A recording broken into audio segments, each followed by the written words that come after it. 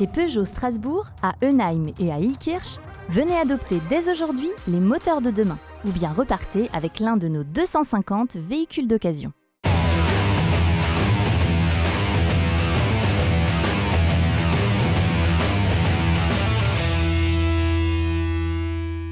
Bienvenue dans Top Sport. Au sommaire, la saison de cross bat son plein, focus sur une compétition barinoise qui a réuni plusieurs athlètes nationaux et internationaux aux drôles de tenues. Un week-end plutôt morose pour les footballeurs de Schiltigheim et aussi pour les basketteurs de la SIG. Et enfin, retour sur le scénario du week-end, un match plein de rebondissements du côté de la patinoire de Lilleberg à Mulhouse. Tout ça est au programme de ce soir, mais on va surtout parler de handball avec un événement autour du handball féminin. 3 clubs alsaciens se sont associés, alliés pour vous proposer un sacré plateau. Ce sera samedi et dimanche prochain à la salle de la Rotonde à Strasbourg. Et pour ça, du coup, 3 clubs, 3 invités. Au garde à vous et en tenue de grande soirée, Aurélien Durafour, Maxime Pistola et Marc Schirmer, respectivement de l'ATH, la Renheim Prêcheurs Handball, la SPTT Strasbourg et les Sables, le club de Strasbourg Schiltigheim. Aurélien, d'où est partie l'idée de cette grande soirée dédiée au handball, mais au handball féminin surtout?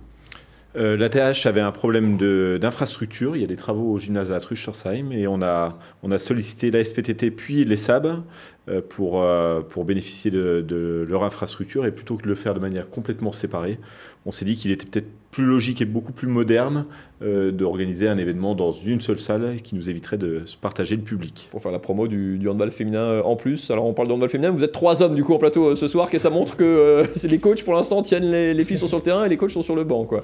Maxime, c'est votre place tous les samedis. Oui, c'est ça. Allez, on parlera de cette actu et puis de l'actu de vos clubs respectifs dans un instant. On commence, Marine, eh bien je ne sais plus parce que je n'ai pas mes notes sous les yeux. Continue Mathieu, allez, je vous emmène à la neige, donc pas pour du ski, mais pour une course de voiture électrique sur glace. Regardez ces images. C'était une manche du e-Trophée Andros à Isola 2000, une station des Alpes du Sud. Vous voyez sur les images un Alsacien, Yann Erlaché, qui a terminé 4e de la première épreuve ce week-end et 1er de la deuxième épreuve. Il termine donc 5e du week-end. Alors pour sa première année à ce niveau-là, l'Alsacien est actuellement 3e au classement général. Il est donc toujours en course pour le titre. Prochaine étape ce week-end à Serre-Chevalier. Encore un Alsacien, encore de la neige et on est dans les Alpes, on parle bobsleigh, Marine, avec des nouvelles d'Heinrich. Oui, il participait ce week-end à une manche de Coupe du Monde à domicile en France, mais aussi dans la station dans laquelle il est licencié. Ça se passait à La Plagne. Il a terminé 9e en bob à 2 avec Dorian Otterville. Le binôme espérait faire mieux à la maison, mais après 3 étapes de Coupe du Monde, il grappille tout de même quelques places pour entrer dans le top 10. Ils sont donc actuellement 8e au classement général. Et à noter qu'en bob à 4, l'Alsacien a terminé 11e et donc 11e au classement général pour l'instant, Mathieu. Et on saura bien sûr la suite de ses aventures sur le circuit de la Coupe du Monde. On va parler de basket. C'est compliqué ce début 2020 pour la SIG. En basket, c'était compliqué déjà fin 2019. Une défaite en Coupe d'Europe pour entamer l'année. Et puis un gros morceau qui arrivait au Rhenus ce samedi soir, c'était Monaco avec son Armada. Un des plus gros budgets du championnat, sachant que la SIG a s'est séparé 2 joueurs. Travis Trice, son meneur, après le pivot Grant. Et la SIG était en plus privée de Damien Inglis. 7 joueurs pro valides seulement pour la SIG en blanc. Ça faisait peu pour défier l'Armada monégasque. Monaco en rouge évidemment, avec des têtes connues, Dibost, Paul Lacombe notamment, anciens joueurs de la SIG.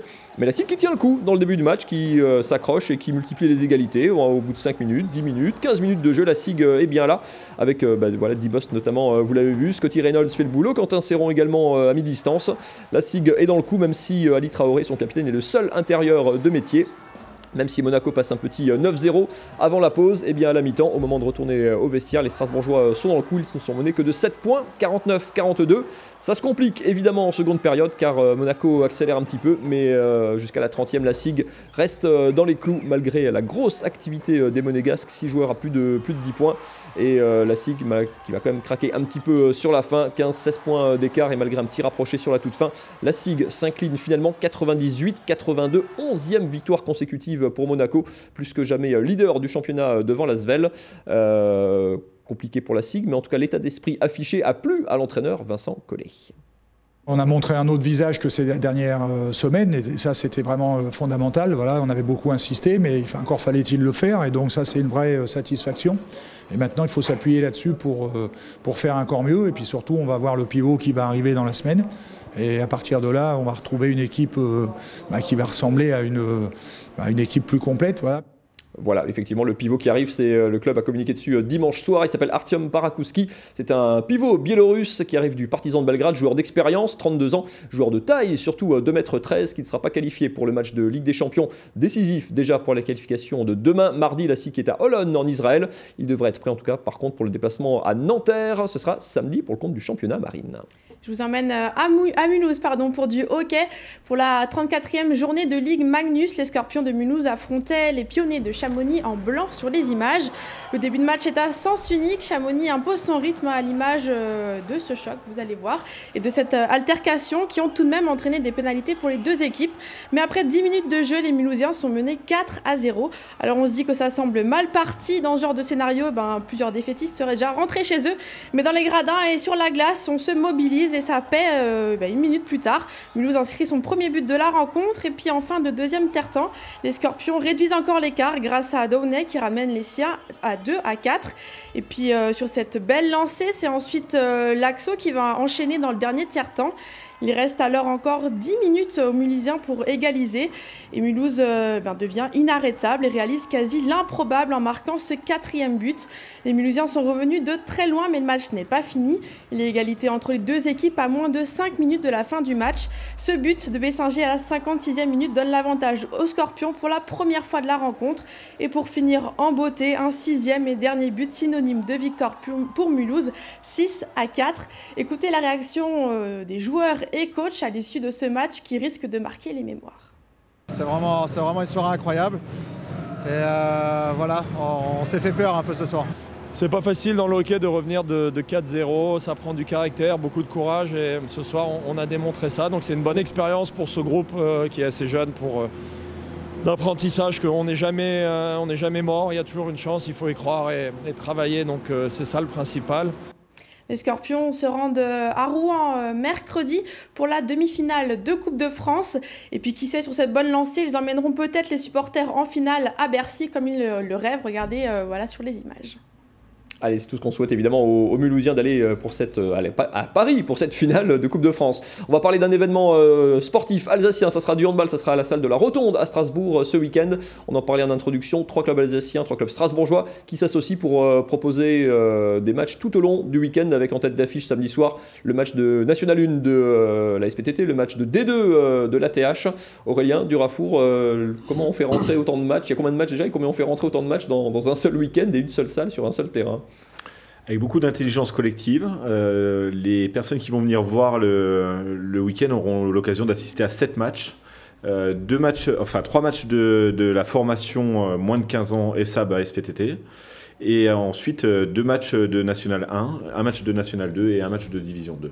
Maxime Fissola, l'idée c'est pour la SPTT, enfin pour les différents clubs, c'est quoi? C'est de monter un événement, de mettre un gros coup de projecteur sur le handball féminin? Ouais, surtout sur le handball féminin, je pense qu'aujourd'hui c'est important de faire l'accent sur ça. C'est des filles qui s'entraînent tous les jours et je pense que c'est bien de valoriser à un moment donné sur un grand week-end comme ça, un événement de cette ampleur. Donc c'est intéressant pour nous la SPTT, forcément, de travailler avec les SAB et l'ATH, c'est aussi le moment de pouvoir déjà collaborer, donc c'est hyper important. Ouais. Vous attendez potentiellement du monde. Je pense à vous qui encadrez des jeunes. Il y aura peut-être un peu plus de monde que d'habitude dans les gradins? Il y aura certainement plus de monde du fait de l'événement et c'est bien ce qu'on voulait faire. C'est-à-dire qu'on voulait développer quelque chose de bien à la fois pour le sport féminin. C'est pas que le handball. De notre part, évidemment, pour développer le handball féminin et de faire une belle affiche. Pour ce qui est des jeunes, les SAV, c'est plutôt un club reconnu pour son côté masculin, avec une équipe en D2. Mais le club a toujours favorisé le développement également des féminines et m'a donné pratiquement l'occasion de faire une véritable académie de handball qui est en train de porter ses fruits. Du coup, on a fait une entente avec PTT et nous avons certainement parmi les meilleurs jeunes qui vont alimenter par la suite des équipes au niveau plus supérieur. On découvrira tout ça samedi donc, et dimanche à la Rotonde. Aurélien Durafour, il y aura des matchs, on va en parler dans un instant, mais c'est aussi l'occasion d'attirer du public, c'est une chose, mais de sensibiliser, de toucher des politiques, les entreprises, des partenaires pour les différents clubs, pour, comme dit, amorcer un peu la pompe du côté du sport féminin.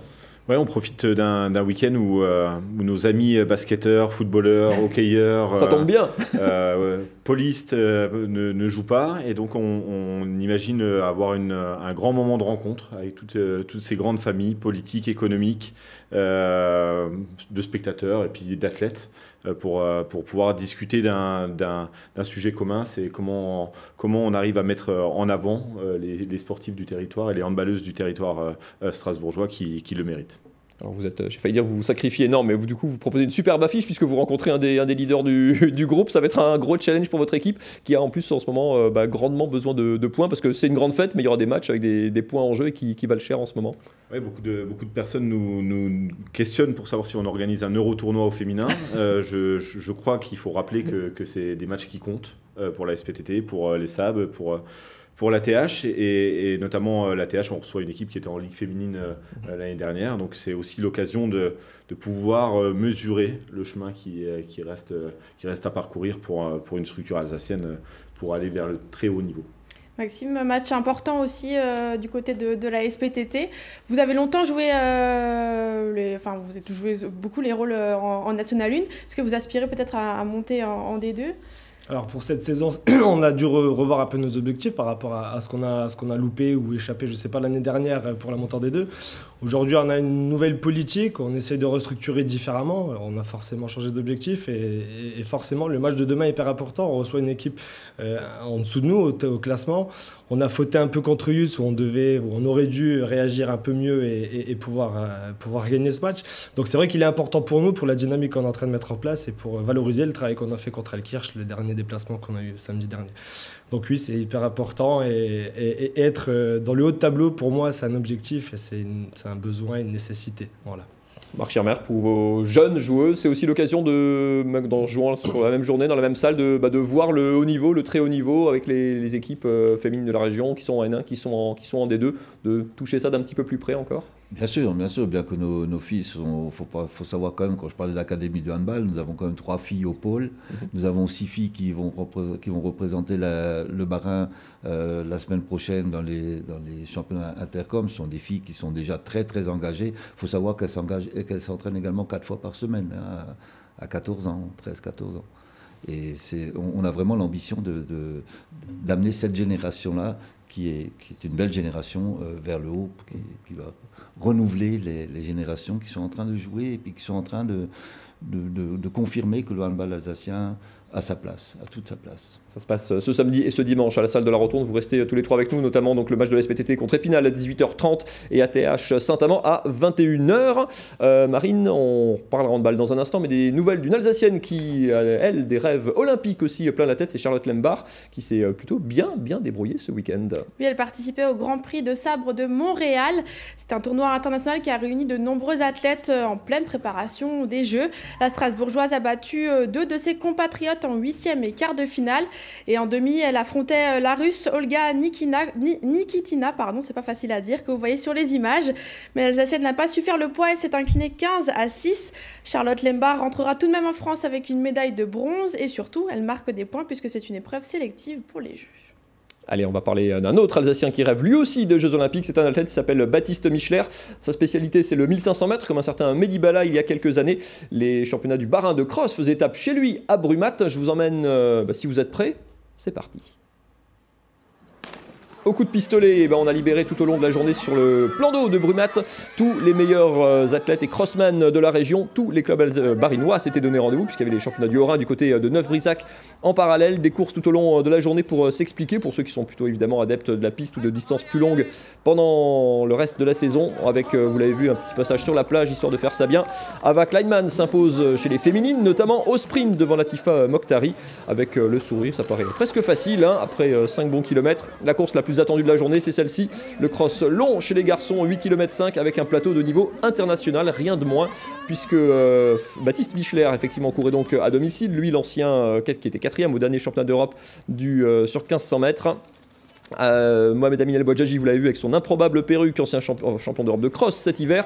Et en rouge et blanc, vous avez vu passer Mohamed Amin Kodat, champion de France junior sur 5000, que des athlètes de l'équipe de France. Baptiste Michler, à domicile, a fait cavalier seul et s'impose avec brio. Et vous le voyez avec une belle marge sur ses deux concurrents. Lui qui partira, dont c'est le seul cross de l'hiver en Alsace. Il part en stage en Éthiopie pour préparer sa saison sur 1500 avec deux gros objectifs en tête à seulement 23 ans. Les Jeux Olympiques de Tokyo et les Championnats d'Europe avec l'équipe de France qui auront lieu à Paris, eux, au début du mois de septembre. Écoutez-le sur ces deux objectifs. C'est vrai que je suis encore jeune, j'ai 22 ans, faire des Jeux Olympiques, surtout sur 1500 mètres, une épreuve à maturité très tardive. C'est assez compliqué, mais si j'ai une petite chance d'y aller, j'aimerais bien la saisir. L'an dernier, c'était une saison un peu compliquée, donc j'essaye de surfer sur la vague montante de la saison passée un peu moyenne pour justement essayer de décrocher ces deux objectifs très difficiles, mais qui, je pense qu'ils sont abordables. Mon coach, je pense que c'est abordable si je travaille bien, si je suis sérieux. Du football à présent, le Racing a été battu à Metz ce week-end. Et nous, on descend, Mathieu, de quelques échelons, 3 particulièrement, pour parler d'un club alsacien qui évolue en National 2. En National 2, ouais, où il y a 3 clubs alsaciens, Haguenau, Mulhouse et le Sporting Club de Schiltigheim. Schillig qui a des ambitions de regarder vers les hauts depuis quelques années. Et ben, c'est très compliqué pour les Schillicois qui recevaient Drancy. Et après une série de 5 défaites consécutives en 2019, il fallait attaquer 2020 contre un concurrent direct pour le maintien. Et quand rien ne va, et ben, ça va pas du tout.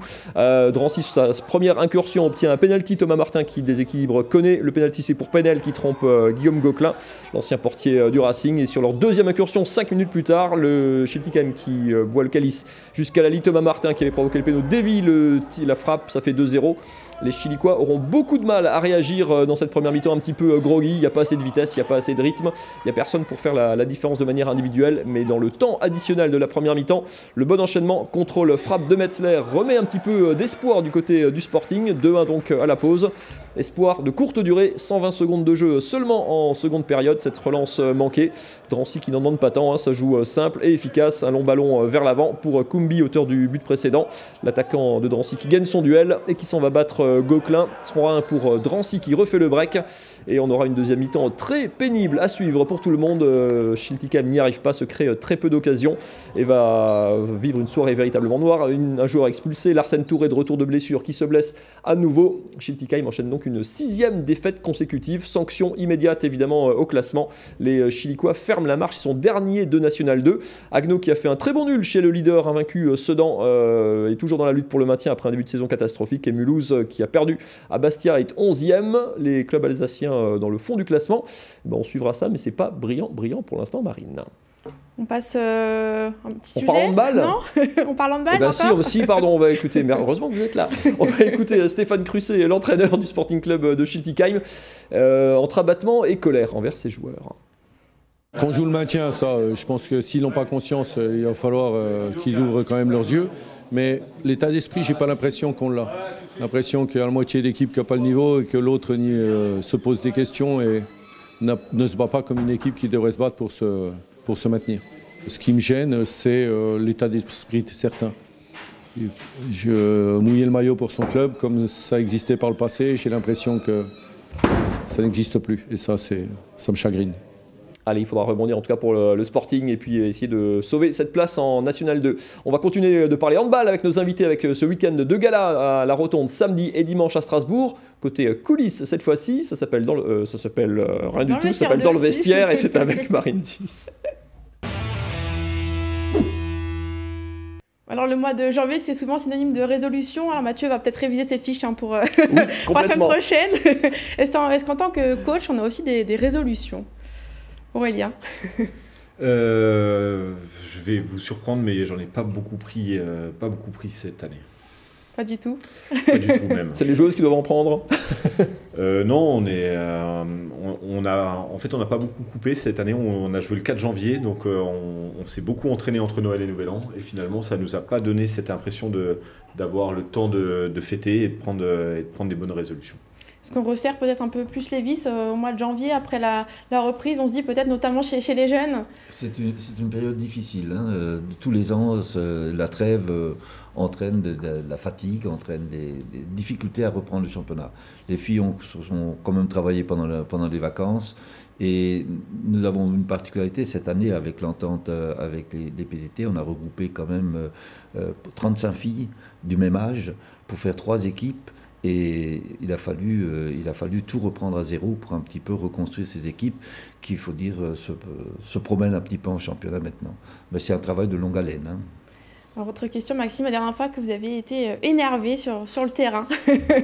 Votre dernière peut-être gueulante. Alors c'était le 4 janvier, on n'avait pas encore pris les résolutions, donc je pense qu'il aurait fallu le faire juste avant. Mais ouais, ma dernière gueulante, c'était justement contre Utes, où c'est, je pense, pour moi, la défaite la plus rageante depuis que j'ai ce poste. Donc voilà. C'est-à-dire, vous poussez des cris, vous vous énervez? Je pousse un peu tout, des cris, mais après c'est surtout essayer de se contrôler, essayer de comprendre pourquoi, et pas justement diffuser cette colère, mais surtout répondre à ce qu'il faut sur le terrain. Après, je vous dis pas forcément ce que j'ai dit aux joueuses, ni ce qui s'est passé dans le vestiaire, mais non, mais je pense qu'après ça fait du bien aussi d'exprimer sa colère, et c'est normal dans un métier aussi passionnant, à un moment donné, d'avoir beaucoup de sentiments, beaucoup de joie, mais des fois beaucoup de colère. Et là, c'était le cas de la colère. Voilà. Et justement, joie après les victoires. Alors, c'est quoi d'abord? Plutôt le selfie de la victoire ou d'abord le discours plutôt conventionnel de fin de match? Dans l'ordre, c'est d'abord le discours et ensuite savourer le selfie de réconfort. Voilà, ouais. Comme on a pu le faire à Altkirch, où il y a eu un résultat très positif dans le contenu, dans le comportement de mes joueuses. Et ça fait du bien de retrouver le selfie en 2020. Ouais. C'est pareil pour vous, Aurélien, dans le même ordre? On ne fait pas trop de selfies, on l'a fait quand on était c'est une résolution à prendre peut-être. En National 1. Si on arrive à battre Saint-Amand, je m'engage à vous envoyer, Marine, un selfie de l'équipe samedi soir à la Rotonde.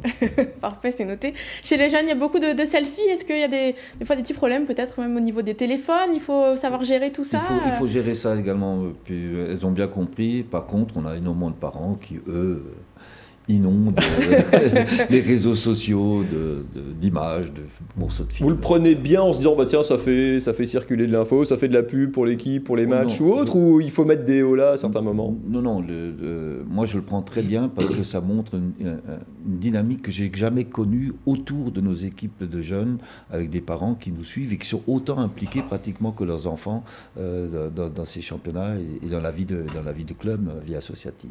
Donc les smartphones, ça c'est le bon effet des smartphones sur le sport. Ça peut être le bon effet. Dernière question, réponse très rapide. Vous avez tous la même écharpe là. Si on vous demandait peut-être le temps d'un match, d'une soirée, d'échanger vos maillots respectifs, est-ce que vous accepteriez? Avec Maxime, sans problème, parce qu'on est à le même équipementier. Avec les Sables, il faut encore qu'on travaille à mettre d'accord les équipementiers. C'est noté, on retient. Merci à tous les trois. Merci à tous les trois en tout cas d'être venus ce soir. On rappelle que ça se passe à la salle de la Rotonde samedi et dimanche, un week-end de 100% handball féminin et sport féminin à l'honneur. On y sera évidemment et vous revivrez ça dans le Top Sport de lundi prochain. Et bon courage à tous pour cette organisation et puis que des victoires au programme. Merci beaucoup. Gros challenge. Marine, merci beaucoup. On retrouve lundi prochain évidemment.